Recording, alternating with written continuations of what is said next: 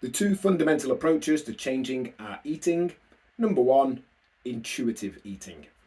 During this week's 5 nutrition videos, I'm going to cover 5 different ways we may approach changes to our eating, whether we're looking to lose weight, increase energy, get healthier, etc. And they can essentially be broken down into 2 categories. The following 4 days worth of videos come under a second category.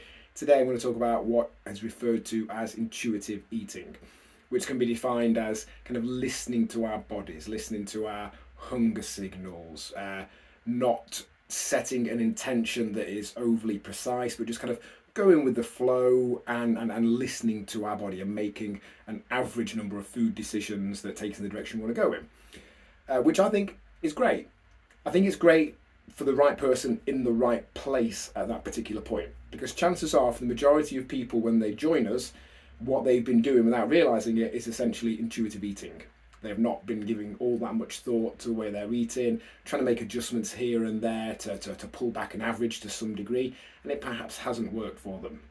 It doesn't mean it can't work further down the line, but from my experience, doing something a bit more precise, something with a bit more structure, something with maybe some degree of rules and a set way of doing it, for a while, to get an understanding of the implications of different choices, can then lead to us doing something a bit more intuitive down the line.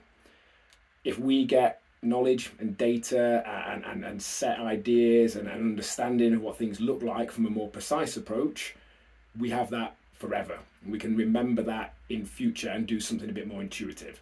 But I would say for most people, if they're not making the changes they want to their eating, then trying the approach of intuitive eating probably isn't the answer.